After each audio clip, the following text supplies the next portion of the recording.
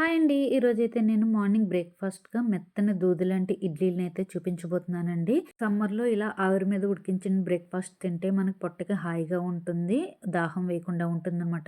ముందుగా ఒక గ్లాస్ పొట్టు మినపప్పుని తీసుకొని ఒక గిన్నెలో వేసుకొని నానపెట్టుకోవాలి. ఒక 4, 5 గంటలైనా నానపెట్టుకోవాలండి. ఇడ్లీలు చాలా స్పాంజీగా, మెత్తగా దూదిలాగా ఉండాలంటే సీరో ప్రీమియం క్వాలిటీ ఇడ్లీ రవ్వని వాడండి. చాలా బావుంటాయి. మనకి ఇడ్లీలు మంచిగా రావాలంటే మినపప్పు, ఇడ్లీ రవ్వ కూడా మంచి క్వాలిటీగా ఉంటేనే మనకి ఇడ్లీలు మంచిగా వస్తాయండి.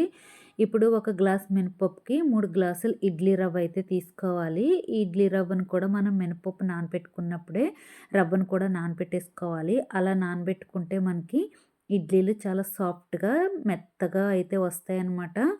నోట్లో పెట్టుకోగానే కరిగిపోతాయండి. అంత బావుంటాయి. మనం ఈ ఇడ్లీ రవ్వను కూడా ఒక 3 సార్లు శుభ్రంగా కడిగి నానపెట్టుకోవాలి.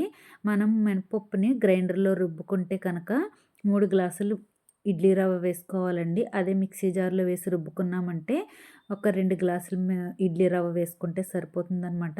నేను గ్రైండర్‌లో రుబ్బుకున్నాను కాబట్టి 3 గ్లాసులు ఇడ్లీ రవ్వ వేసుకొని పిండిలో వేసి బాగా పిండి కలిపేసుకోవాలి. సరిపడేటట్టుగా ఉప్పు కూడా వేసుకొని కలుపుకోవాలి. మనకి ఎంత పిండి కావాలో బయట ఉంచుకొని కనవ పిండిని ఫ్రిడ్జ్‌లో స్టోర్ చేసుకోవాలండి. ఈ ఇడ్లీ పిండిలో కొంచెం వాటర్ వేసుకొని కొంచెం లూజ్‌గా కలుపుకోవాలి. మరీ గట్టిగా వేసుకున్న ఇడ్లీలు గట్టిగా వస్తాయన్నమాట.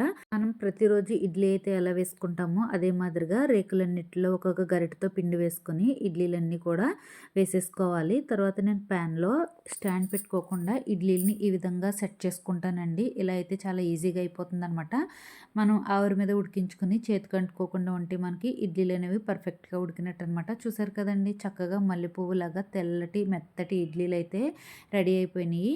అలా మనం నోట్లో పెట్టుకోగానే కరిగిపోతాయండి. ఈ ఇడ్లీలోకి కాంబినేషన్‌గా కొబ్బరి చట్నీ అయినా, పల్లీ చట్నీ అయినా ఏదైనా సూపర్‌గా ఉంటుంది. నచ్చినట్లయితే లైక్ చేయండి, షేర్ చేయండి, కామెంట్ చేయండి.